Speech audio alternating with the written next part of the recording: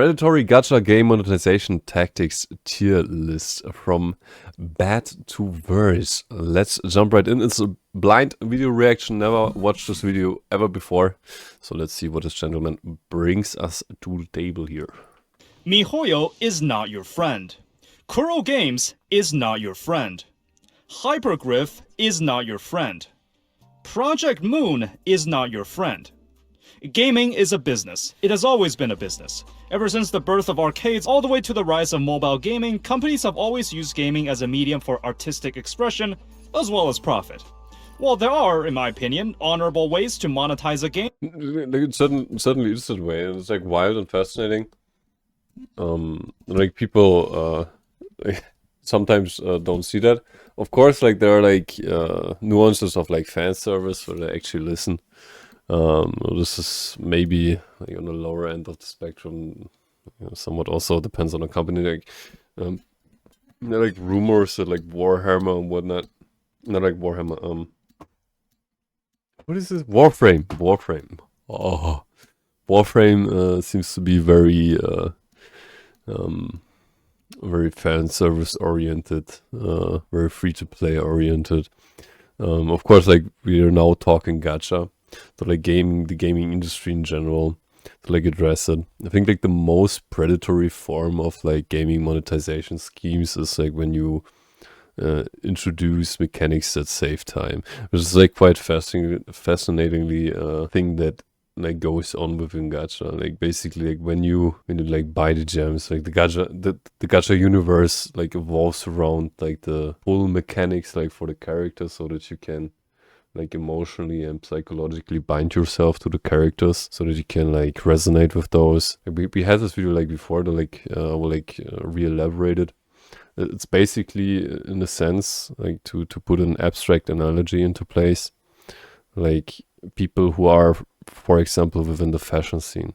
Like, yeah, I have the character, I unlock the story of it, like so that people like are able to talk with one another, and that they're like, it's like Yu-Gi-Oh! And Pokemon cards. So like they're part of the group. It's like this exploit like that can be leveraged within society.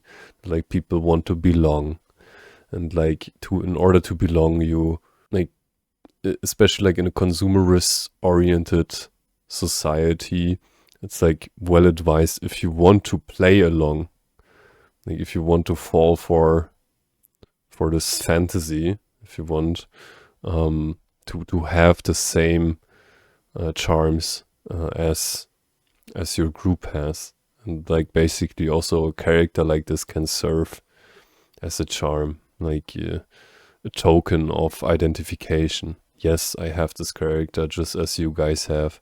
I'm part of the group. It's like a group mechanic. You like Warframe? So it's it has serious FOMO. Yeah, like it is like that. That's what I mean. Like this fear on missing out, like being fearful that you're not part of the group, which is like you can angle it like in a way that allows you to say that it's very sad. Like people go that route. Like, of course, like some people, they are also there for the grind, for the scene. That is their way of life, which is also totally fine. Like if they identify themselves with like to pull others in, or like to attack others just like because they don't have a character or whatnot. I think like this to put it in mild terms, like quite rude. Because like we're all humans, and of course, like as he mentioned, those companies are incentivized like monetarily to like they even have whole departments of like psychologists like analyzing data they collect, like in order to gain capital by leveraging such exploit. But there are also some not so honorable ways. Gacha games, and by extension mobile games, have had a decade of growth at this point, with some even rivaling the quality of what you'd see on a console platform. At the same time, the tactics in which these games employ to ultimately retain and monetize you as a user have also been tried and perfected. From reinforcing habit formation with daily logins, to proprietary currency obfuscating the cost of in-game items, to fear of missing out elements creating artificial urgency. Today, I want to go over every single technique I've found over the years I've played gacha games, how they psychologically affect you, and more importantly, how you can avoid them. I'm going to be coming up with a list of 3 tiers of what I believe to be the ranked from least to most predatory. I'll be breaking down what these practices are and place them somewhere on the list. Hopefully, by the end of the video, you'll be able to understand exactly how gacha monetization works and how to better moderate yourself as a player. So let's begin. Before we can go over the predatory practices, I think it's worthwhile to explain what the gacha model is and what I think of it. Now, I personally enjoy playing gacha games. I think it absolutely still has the potential to create artistry and create a vibrant story and community around it. At its core, gacha games are able to build an ever-growing universe while having the player feeling involved in the plot as it unravels in real time. Especially like the characters, because like every character has like their story associated to them. Like they're very lore intensive, so like you always find like in quotes content you can like enjoy in that regard. Alongside the extremely accessible nature of being played on your phone, the barrier of entry is low enough that the game can create a casual and inclusive atmosphere where pretty much everyone can get into. I personally got into Fate Grand Order as one of my first gacha games, and its high quality story was something that kept me awake on the subway back when I was still commuting to university. This would be the best argument I can come up with where I believe the gacha model can be justified. However, reality is often not that simple. In a traditional video game, you pay the upfront fee of $60, then you get the entire game for you to do as you please. You might not get any updates for it, but the game includes the full experience, and the developer has no reason to place any player retention tactics and further ways to monetize, aside from maybe paid DLCs down the line. When the business model revolves around gacha, the main goals of the developer changes. Because gacha games are expected to be free to download, there has to be some way to monetize and retain its users across an indefinite period of time. After all, I've talked about this before, but user retention is extremely important for online businesses. They're often categorized as D1, D7, and D30 retention. This refers to Day 1, Day 7, and Day 30 respectively. According to this Harvard Business article, increasing customer retention rates by even 5% can increase profits by 25% to 95%. I believe there are... Which is wild, and I assume they also have probably like metrics like how long a player plays this game, so like basically when he reaches threshold XYZ, like how long is he going to stay? Because I remember myself like also playing Against an Impact and whatnot. Yeah, I stopped playing it quite fast, like in that sense. Are acceptable ways to retain and monetize users in ways that are morally and ethnically corrupt. However, what you define as predatory is ultimately subjective. There are things I don't think are predatory, and some that I find extremely so. This will be reflected in the tier list, so let's break it down. The first category will be called mild. These are the practices I think can still be argued as predatory. They know what they are doing. Yeah, they certainly do. I think like often like many people, they forget like that they have millions and millions. They have departments of psychologists. So they just do the whole day. They analyze data. They have simulations going on in that regard. It's wild, absolutely wild. But I ultimately don't really have a problem if some of them are in the game, which I'll explain why when I get to it. The second tier is what I call the risky category. These are the tactics that were implemented on the conscious decision from the developers that didn't need to be there, and are the very definition of what I think is predatory. Last, there are 2 items in the deep end tier. These are what I think to be the worst of the worst, and things that I actively campaign against in my reviews that should be minimized as much as possible, and ones that actively hurt my enjoyment of a game. They're quite broad subjects, so I guess you just have to wait and see. This is how I would subjectively categorize predatory practices in gacha games, so let's dive into the list. We'll start off with the mild tier, with something that's pretty harmless if you ask me. Login bonuses and daily missions. These are usually menial tasks that you can knock out in like 5 minutes or less. It's a light way to incentivize regular logins to a game. By themselves, I don't really have a problem with these. There are cases where the best rewards are locked behind the final days of a login streak, and I think there's absolutely something that... The login streak is wild. That's wild. So that they even, like, in an abstract sense, like simulate a working environment where like no clock in and whatnot. It like amazes me every time. Like the first time I got like contact with such a metric, I was like baffled by the system behind it. So it's always like it also like introduces routine like within your life. So like you form a ritual around the medium source, which is like also in a sense like exploitive in nature. Login streak is real. Yeah, it truly is. Like it's like clocking into work, and then like you get a you get a reward. You get like flashy images, which is like funny enough. Was like actually like Little Big Planet 2 when it was like free. I was like younger. I was like playing this game.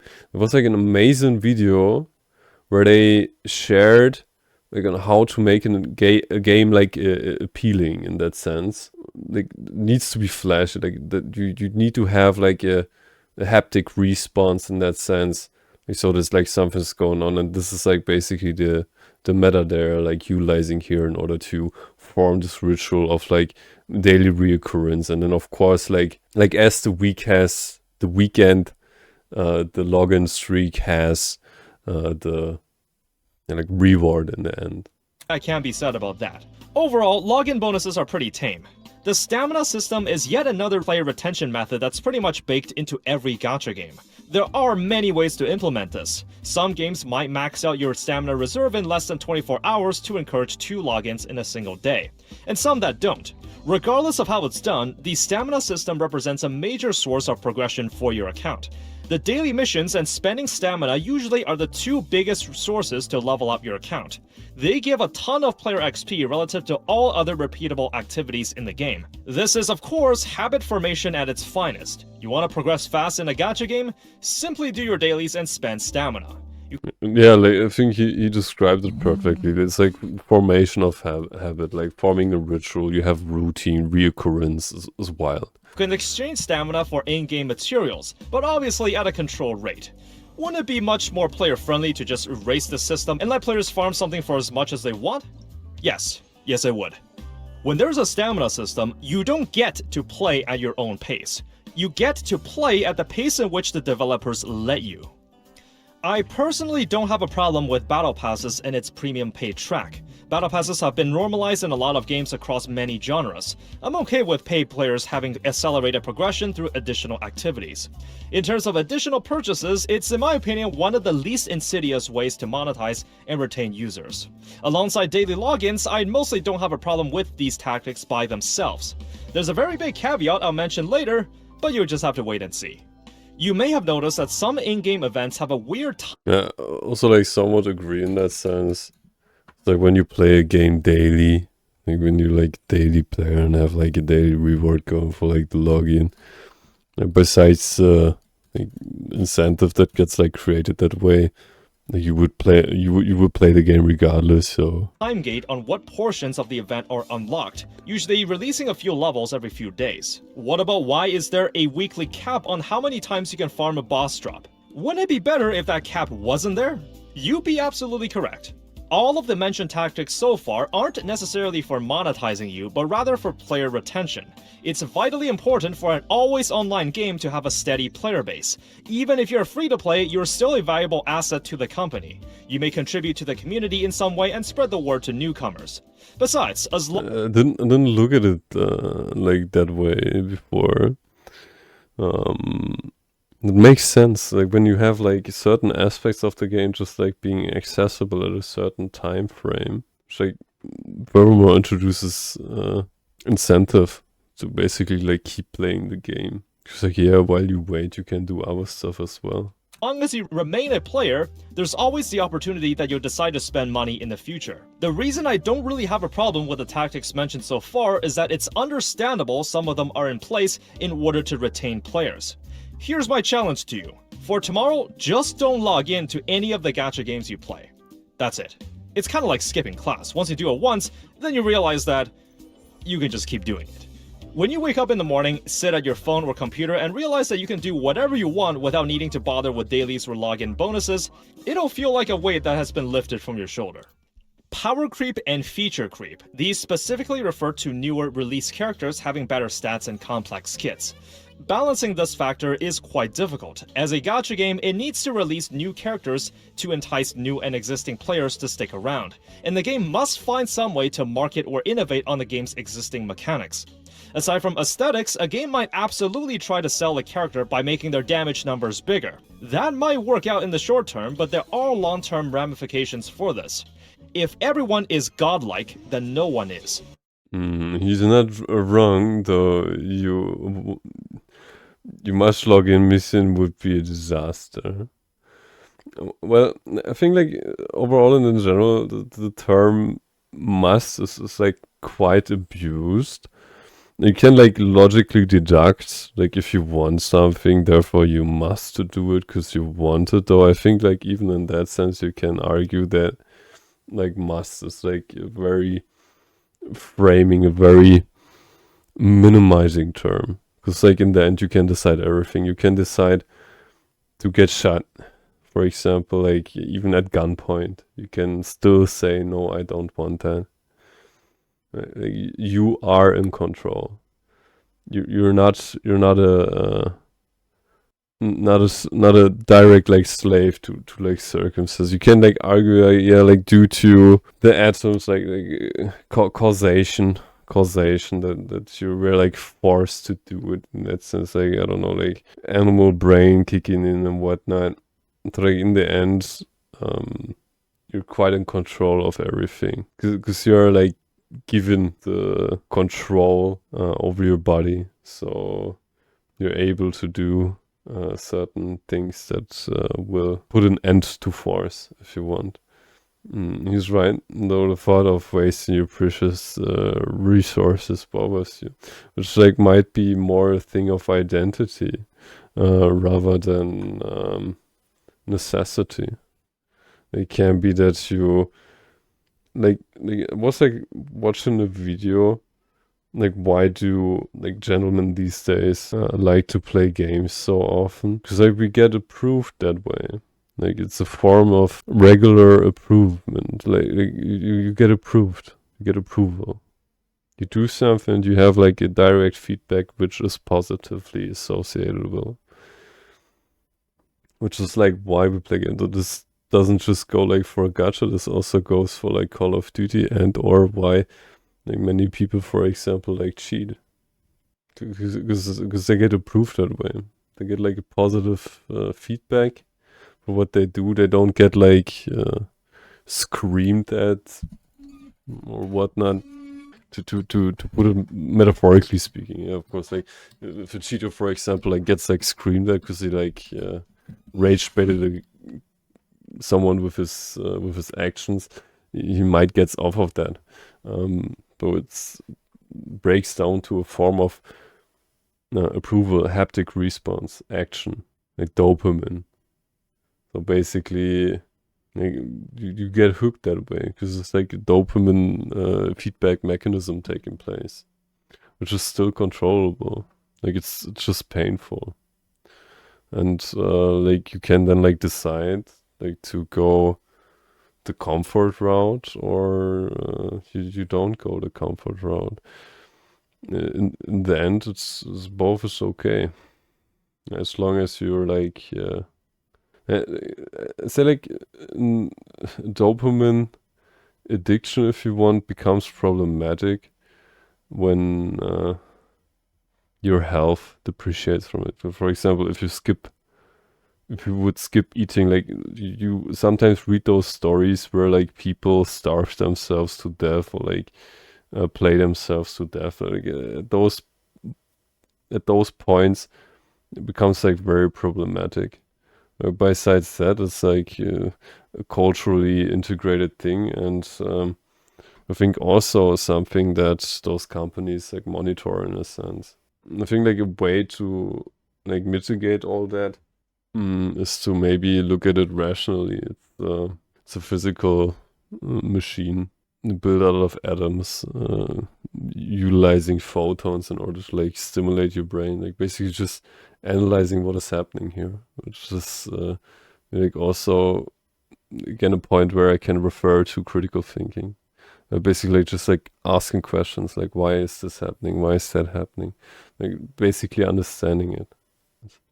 A character can only be considered powerful when compared to something not so powerful. Feature creep can actually be even more insidious than power creep. As the game expands and releases more modes and content, there's going to be more menus to go through, more materials to collect, and currencies to keep track of. As a longtime player, you would have been able to adapt to the new changes bit by bit. However, a newcomer is suddenly hit with all these things at once, which may cause some confusion on how to navigate the game. Just compare the complexity of character kits from ones that were released at launch and those a few years later. Your tolerance of power creep and feature creep will differ person to person. However, I don't really have a problem with these, as these are natural consequences of the game showing its age. It's unavoidable, and at times even unintentional by the developers. I'm gonna throw this one in the mild category, and because I kinda wanna talk about it. Paid cosmetics. The gaming industry has more or less accepted and normalized paid cosmetics in-game. Some of these can cost $20, and that's just kind of the reality of things now. I don't have a problem with these, regardless of how much it's priced. The thing about cosmetics is that its pricing is highly subjective. How much do you think a skin like this is worth? Sellers want to sell it at the highest they can sell it for, and buyers want to buy it for the lowest price they can buy it for. There's the age-old argument that cosmetics isn't gameplay, except what if you literally play the game in order to look the coolest? The one thing about paid cosmetics is that it has to be more desirable than... I think it's also a form of new age flexing. Honestly, like when somebody like walks with a $100 skin and whatnot, it's like the modern age equivalent of like buying a Rolex, like stuff like that. It won't let you download any more memes. What? How did you manage to do that, RGB? Like, what the heck? Oh. The base version, meaning that there's now an incentive to purposely design the base version of something in an inferior way and sell the cosmetics as extra. It just falls on you whether you're okay with paying the money to buy the cosmetics. Like what I think is wild, like what I just like notice now again, like there are like low-key some games I'm not able to play. I'm not able to play because of like, the appeal of the game. It's like so wild. Like for example, I can't play like Girls Frontline 2. Because like it's like I imagine myself like playing those like for a long time. I'm just like getting dull. Like there's like so much beauty to experience like with women and whatnot, and like then like seeing this on a daily and so it takes away the spice. Hey Elwin, how are you doing? What did you miss? What did you miss? Like quite a few things. So like don't worry, Elwin, don't worry. Ha! Ad time! You can scroll down into the description and subscribe to the YouTube channel. You can subscribe there. I will upload the whole episode. Oh, love you too, bro. Like, I appreciate it. You take care. Like whatever you do, I hope it's amazing. It's amazing. Let me checkers.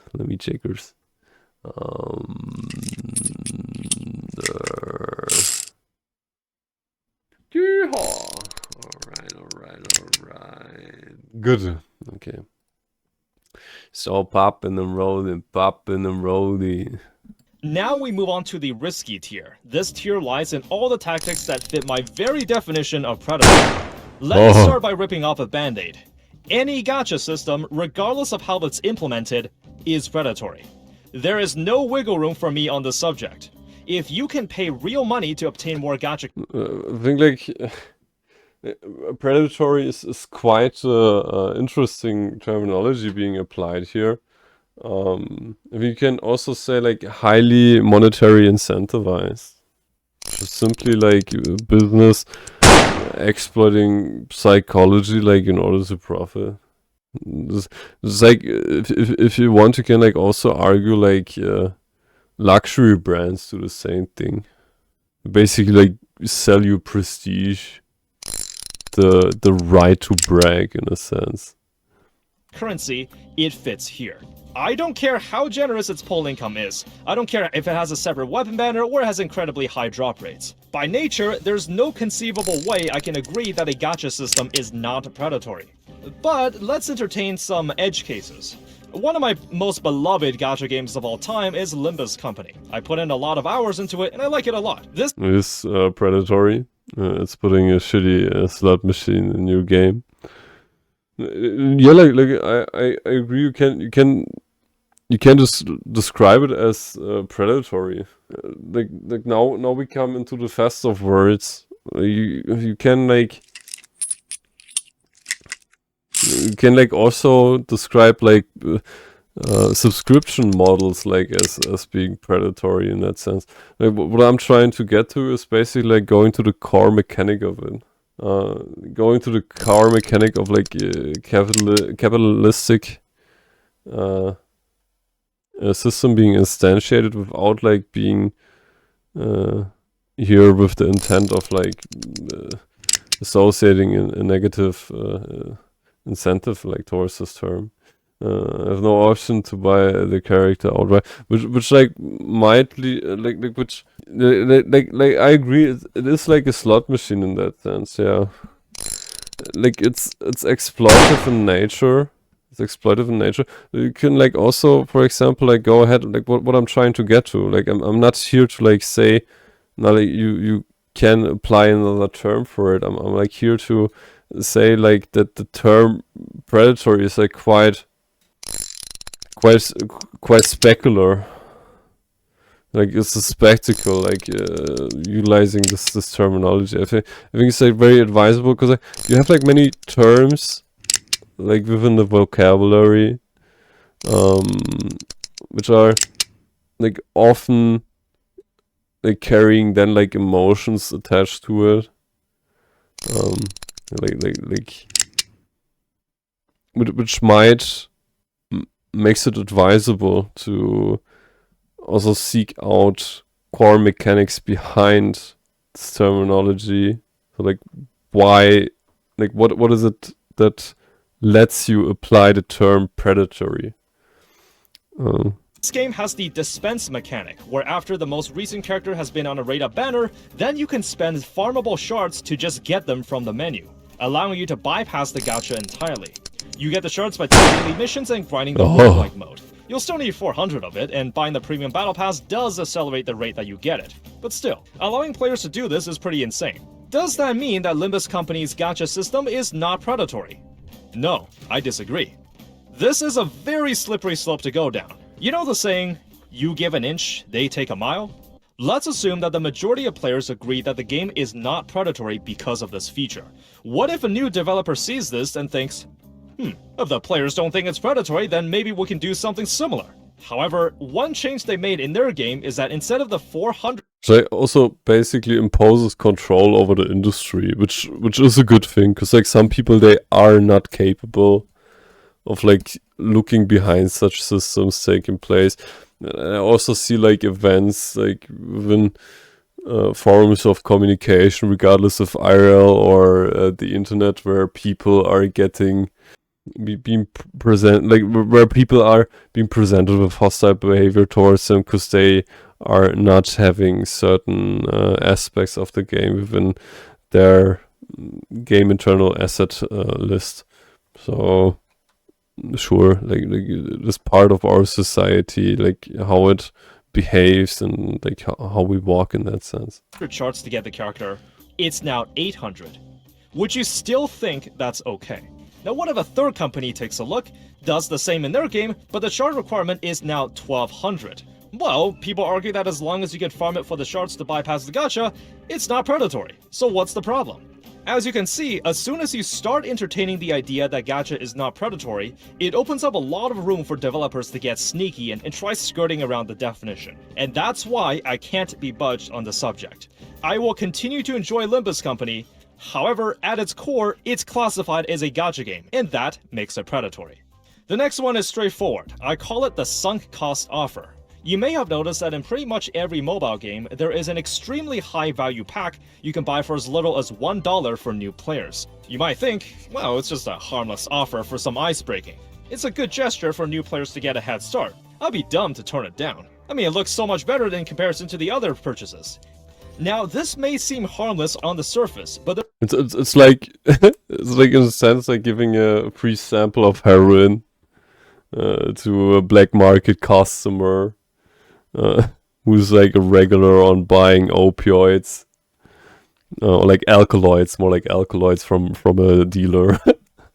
Oh, here, like, hey, here, get a free sample.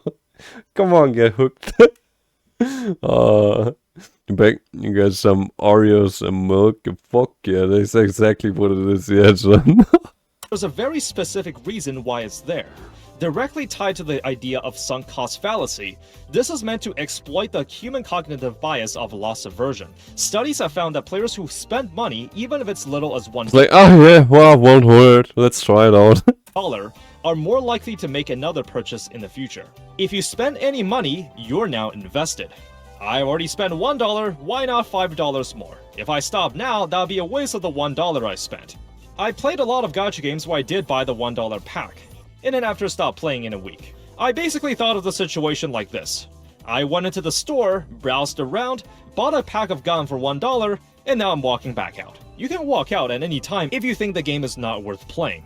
As long as you understand why the sunk cost offer is there, you'll be able to avoid this psychological trap. You may have also noticed that a lot of games have a 3 daily or weekly pack sitting in the cash shop for you to collect, luring you in with that delicious red dot. The reason why games do this is to increase your exposure to the cash shop. It's natural to have the mindset that since you're in an environment where you're expected to buy something, then you have a higher chance of buying something. This ties in with the mere exposure effect in psychology. By simply increasing one's exposure to something, it increases their preference for it. The free pack is meant to make you feel more familiar with the UI and layout of the cash shop. In certain games, It's like it piques curiosity. Like we're very curious beings, like by nature.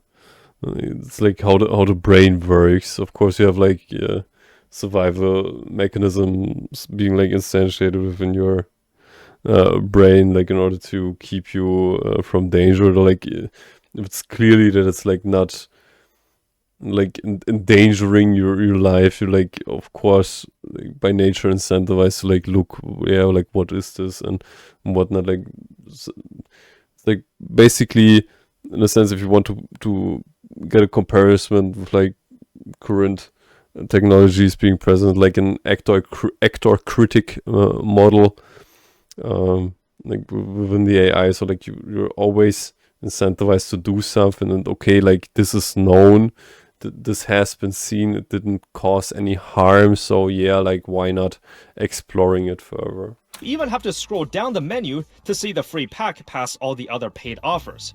And I assure you, this is also intentional.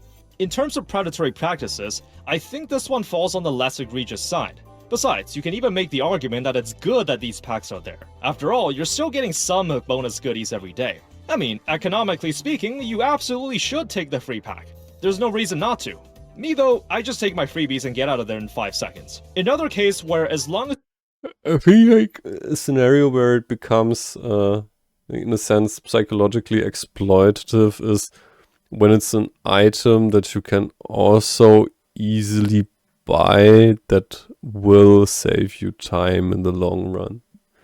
For example, like you get a free amount of gems, like to put it in really like simply, like in really oversimplified like terms, like where you get like gems, like 100 free gems, and yeah, like, oh, there's this offering of like 1,000 gems for like $1 this time, so yeah, like why not get it, okay. And then like just as you like elaborated before, yeah, you spend $1, why not 5 and whatnot. I think this is like then where you read like stories of like children from parents spending like $60,000 on like gacha games, because like it's very easy to basically, here you get this item for free, this is the effect, it gives you a very positive feeling, lots and lots of dopamine, therefore it's advisable to then like buy even more of it.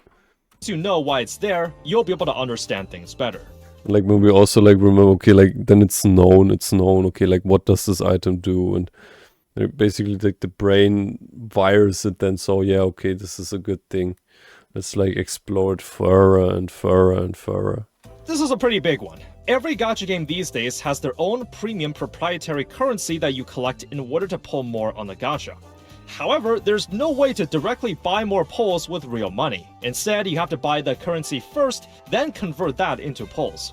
Which is, like, if I'm not mistaken, the very mechanism that keeps those games from being labeled as like a real slot machine, like what do I call it, like a gambling game, like because you buy in-game currency which you then like utilize for slot machine mechanics. Bonus points if the currency converts to the gacha tokens at an uneven ratio. The effects of this is quite obvious. The proprietary currency is meant to obfuscate the actual cost of in-game items. Not just that, like due to the fact that you also have like odd number systems mathematically being placed, you then like often find yourself in a situation where you just need like just 100 more gems and then I can do another pull. Which then like furthermore increases the incentive to like go ahead and buy more gems. It's an extra step, more mental gymnastics to figure out if buying something is worth it. In fact, the FTC What is it, RGDB? What is it? Recently cracked down on Genshin's practices for this exact reason. It reveals the ugly truth that when you see the result of this practice being stripped away, how likely would you spend for a 10 pull when you can see that pressing the button costs $20? Proprietary currency serves one other purpose. In some games' cash shops, you may have seen something like this, where the game claims to be running a big sale on select items, but in reality, it is the actual price just having a fake markup. Having fake discounts with non-existent original prices like this is actually illegal in a lot of countries, in order to protect consumers from deceptive practices. And like of course they like then like try to find ways around it. It's like the same with designer drugs and whatnot. However, if you switch that real dollar amount to the proprietary currency, that... Which also in a sense like... Because I notice like sometimes gachas are very, very complicated. And I see it that this is due to this circumstance like taking place within the legislative component within this overall system being taken place here, like this construct. That becomes a loophole in these regulations. The developers can simply say, look, it's priced in in-game currency, not in real-life dollars, which is exactly something Infinity Nikki has done in a past update. This next topic has some slight ties to proprietary currency, but it puts its own spin on it. Why is it that the amount of gacha currency needed to pull once is a weird amount that's always slightly uneven?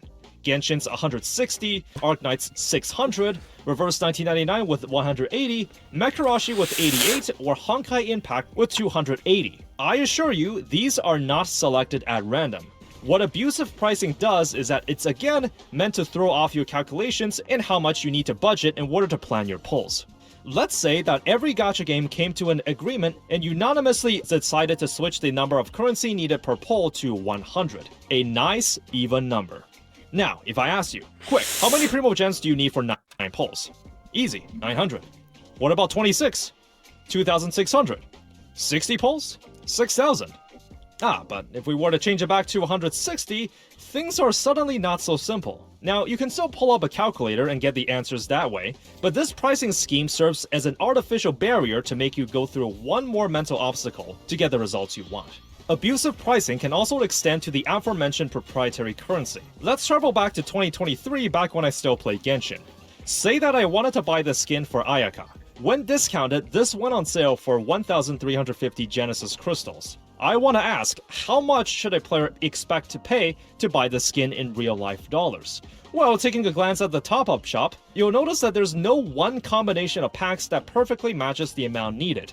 It's always a bit over or not enough. Besides, what if a player didn't have the first top-up bonus? What if a player already bought a couple rounds of the monthly pass and already has some crystals saved up? Notice just how hard it is to pinpoint how much a player is expected to pay, as their situation depends on certain other factors.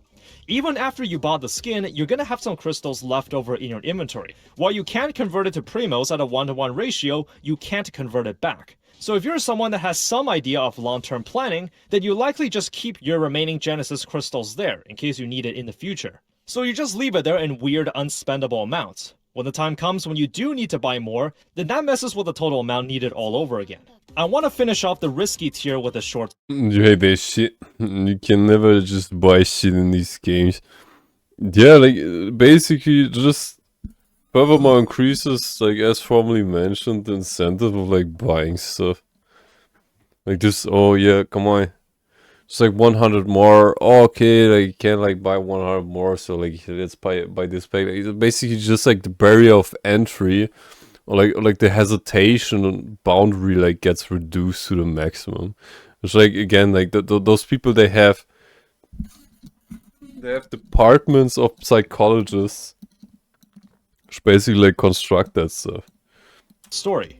A while back, I was looking to buy a new pair of sneakers. This led me down to a rabbit hole looking at lots of brands and reviews. And eventually, out of curiosity, I looked up in a sense, like it also adds a further like adds an additional layer to like the capitalistic system like itself.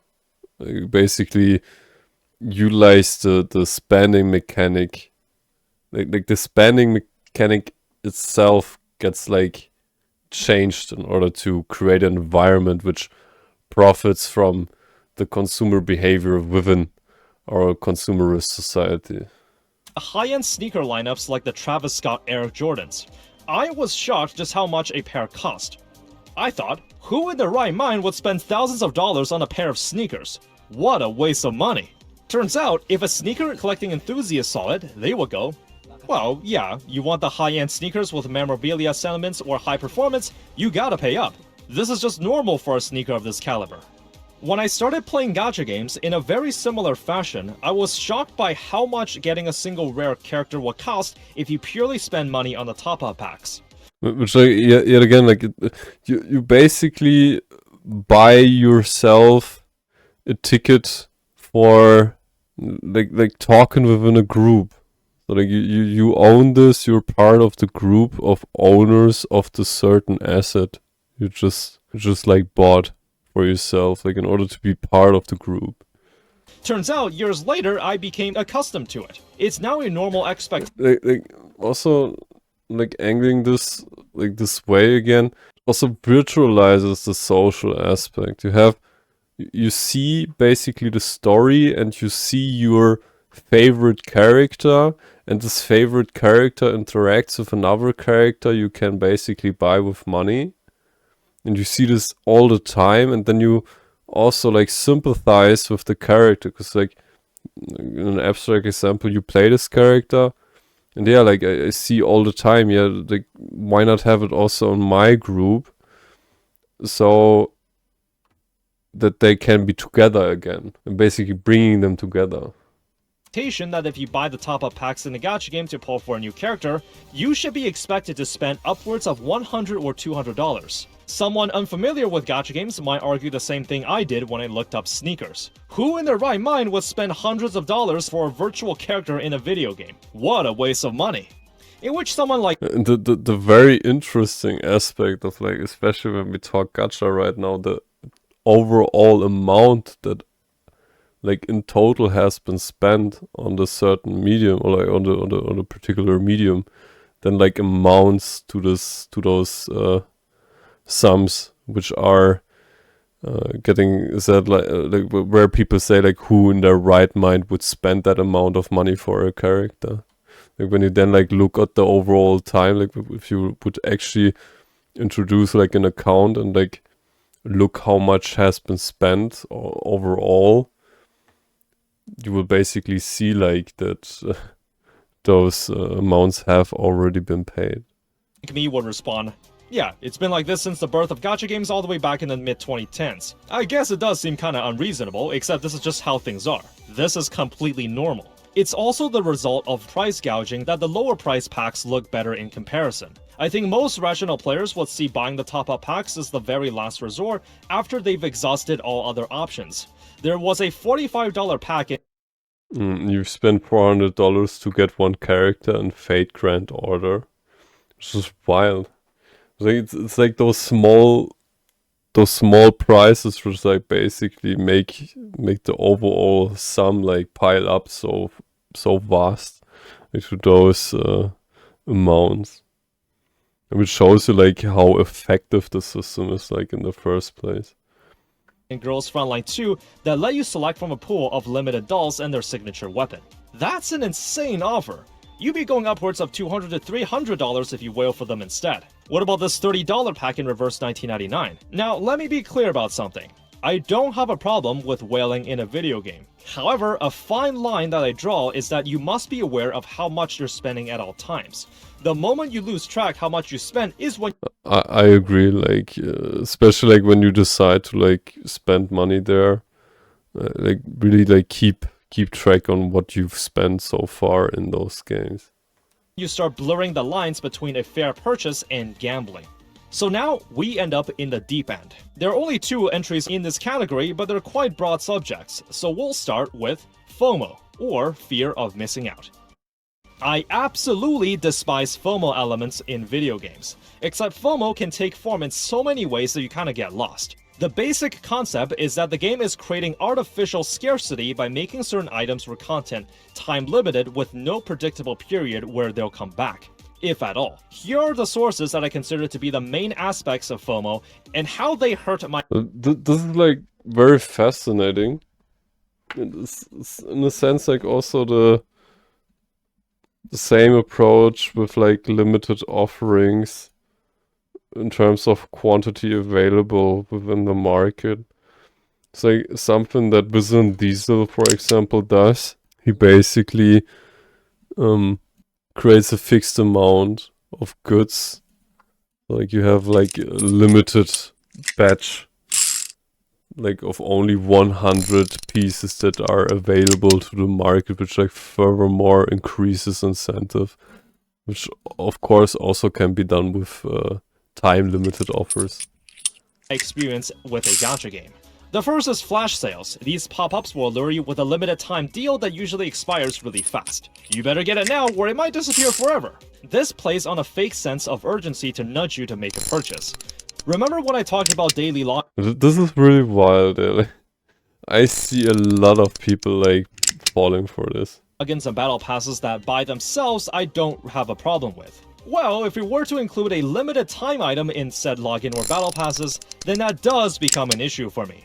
Now, limited items can come in a variety of ways, such as a player profile border, an avatar of your skin, or a special plaque to display on your profile. The question becomes, how much do you care about this thing? If you don't care about cosmetic items and player profile add-ons, then this sort of thing won't faze you. However, if you can't get over just how these items may never be available again in the future, that might just cause you to pay extra attention to your logins or feel obligated to participate in these events. Let's talk about limited time gacha characters next. It's a natural assumption that once a limited character banner ends, then you have to wait for an indefinite amount of time before you will have the opportunity to get them again. How many limited characters and how often they release is completely up to the discretion of the developer. I will say, there are games where limited characters become part of the standard pool after a while, so even if they won't be available, you can still possibly get them when a non-raid up spooks you. There is also the matter of limited time events, given that Gacha games put a big emphasis on world building, considering that it's trying to sell its characters to you. A lot of the story content introduced in events can contribute to that. What makes absolutely no sense to me is making said story content only viewable during their event period, especially when the story can expand on the game's lore or explain an important subplot. It's like gatekeeping players from enjoying the full extent of the world building. Seems rather counterintuitive. FOMO elements greatly impact my enjoyment of a game, and I tend to rate highly of games that don't have as many tactics related to it.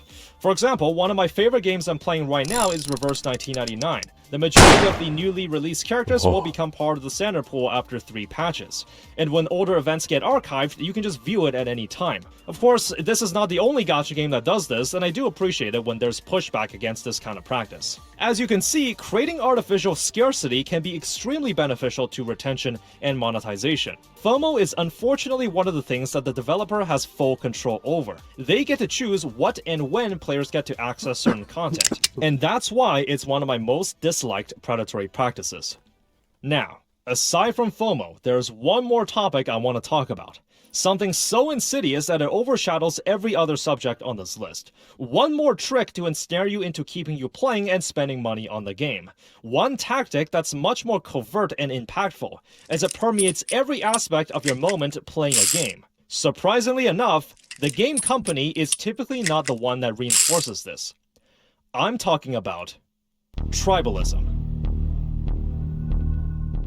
When you play a game for a very long time, you become accustomed to it. It becomes part of your personality. In a way, it becomes an integral portion to your life that you would defend at all costs. You can't imagine living your life without doing your dailies or interacting with the community. And Exactly, like it becomes, in some sense, like part of the identity. when there's outside forces disturbing that peace, it makes you just want to lash out, put the opposition in their place, and go back to the safety of your sanctuary.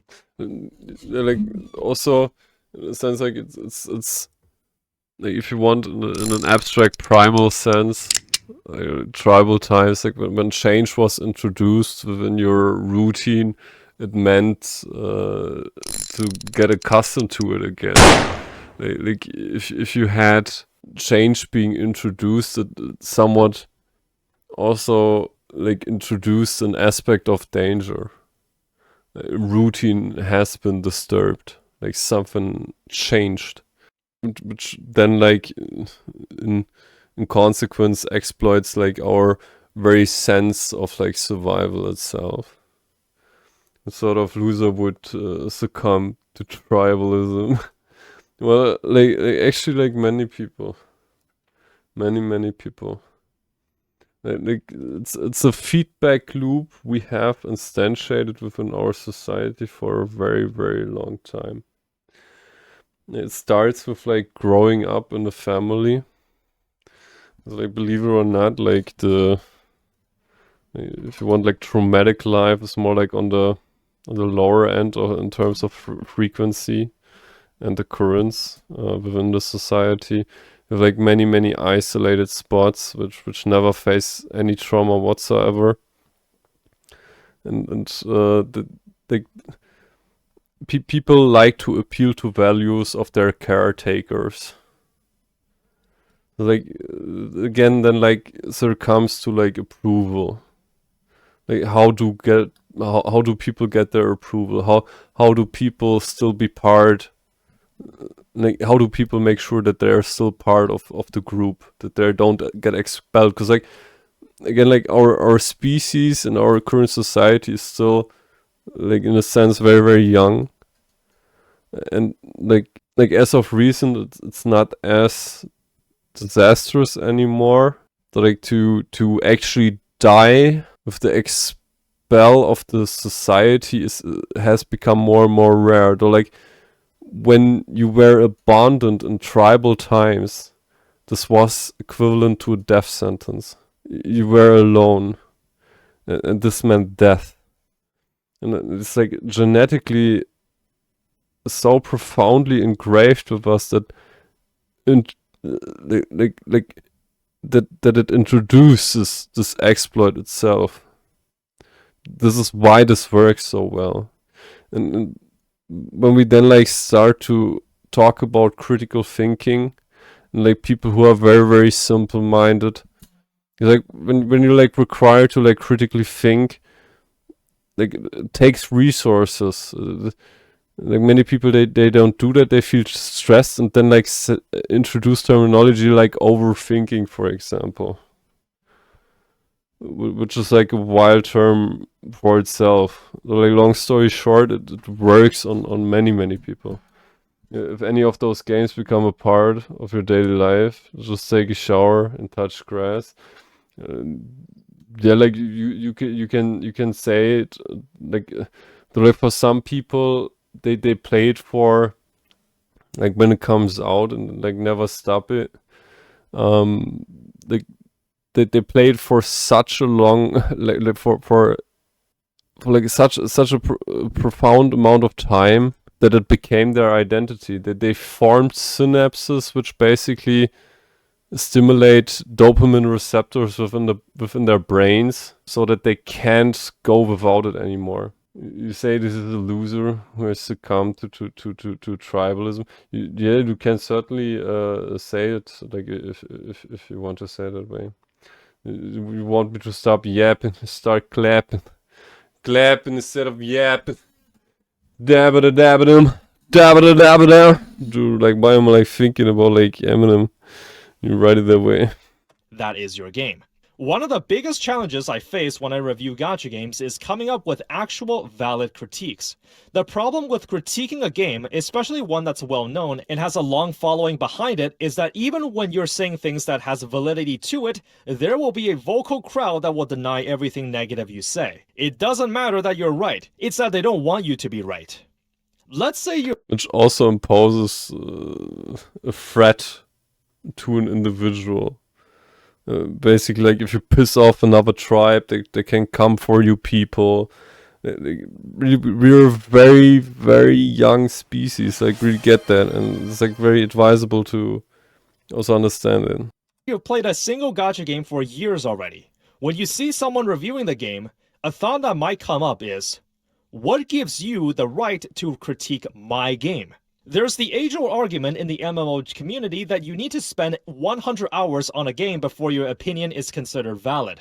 And you can imagine with the sheer number of competition in the gacha market right now, all with their dedicated and loyal fans, we can imagine something similar taking place. This happens more often. So actually, you have like such a vast culture orbiting the medium source of like gacha that you can't even go as far by now to go ahead and actually build a career of a new IP from one of the established houses within the gacha realm.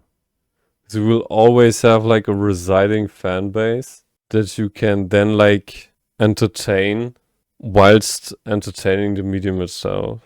You have 69 rope, not 67, not 67. Bro, like 69. Imagine 69, bro. Like it's like so yesterday, bro. It's about 67, bro. With older gachas is they have built up a more dedicated and loyal fan base that's more or less made the game part of their personality.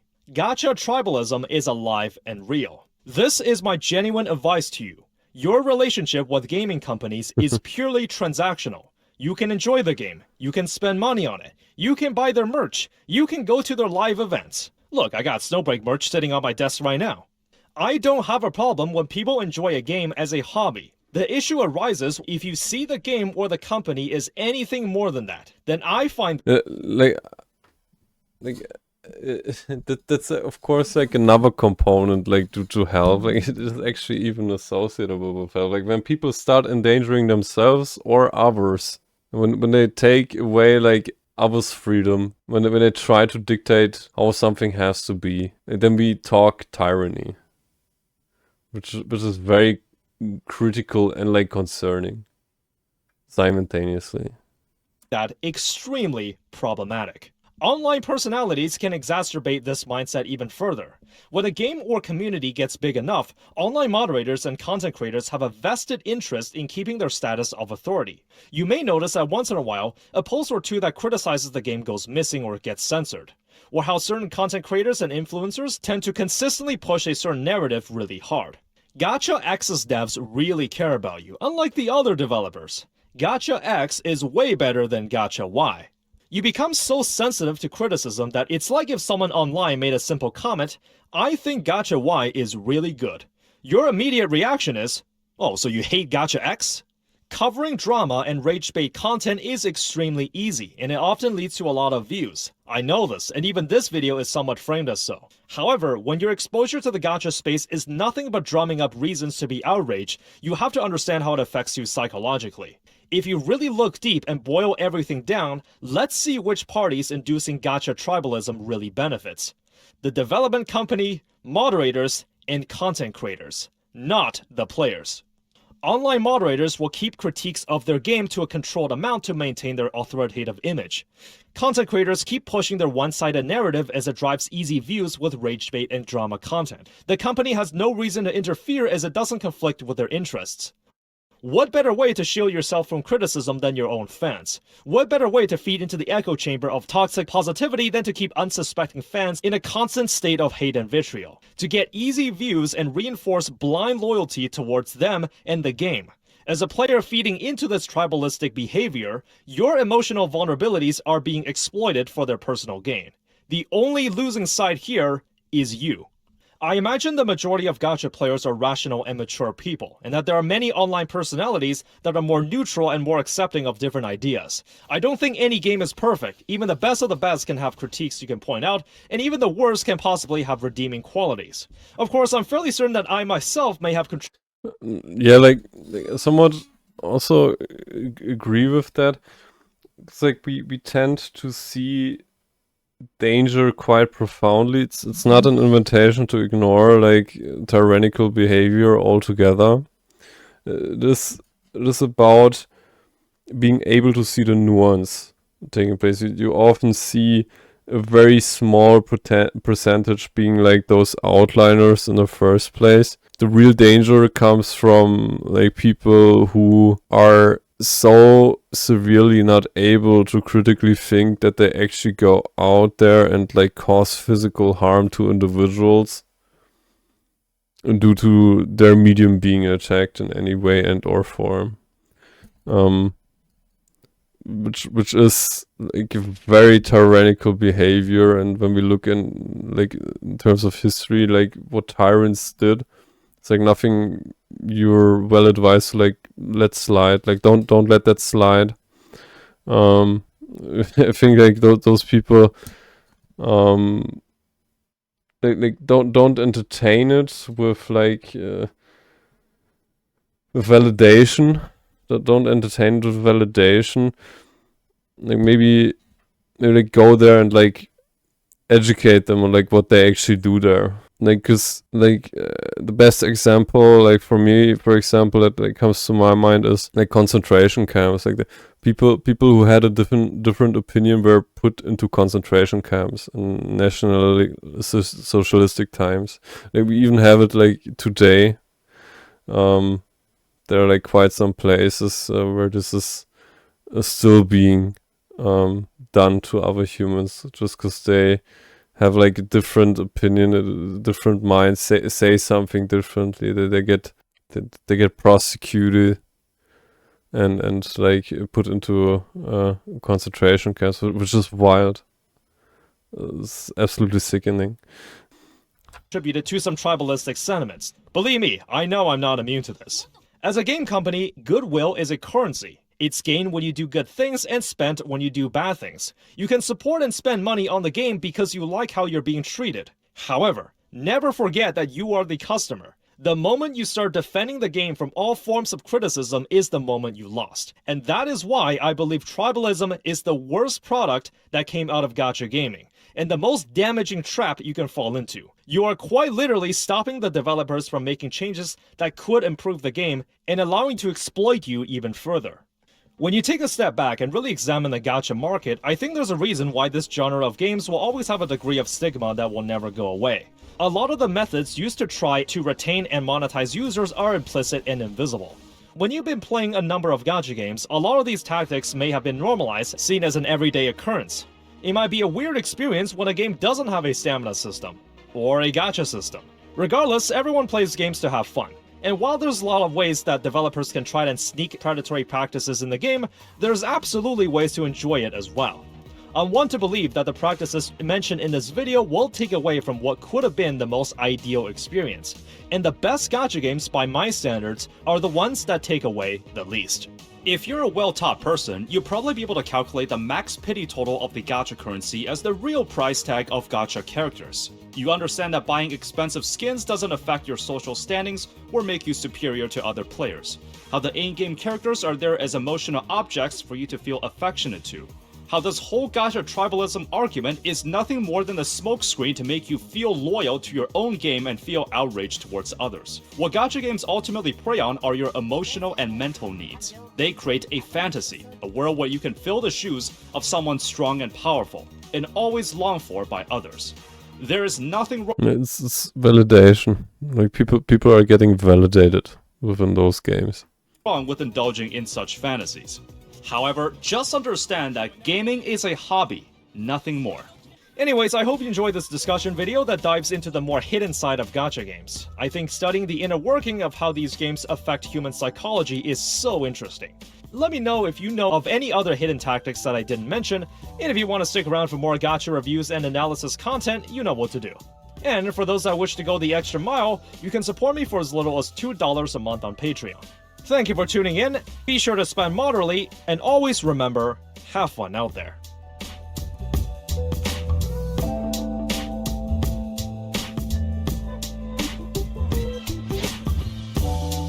Very, very good video. Also, like, from my side, like, don't forget to think critically. Like, ask questions. Like don't stop asking questions. Like, always seek knowledge. Like, knowledge will give you the strength, and like when you're strong, you can create something beautiful. Like, never forget it. It was an awesome video, of course. Video link will be down in the description. YouTube. I love you guys, as usual. A little later. Peace.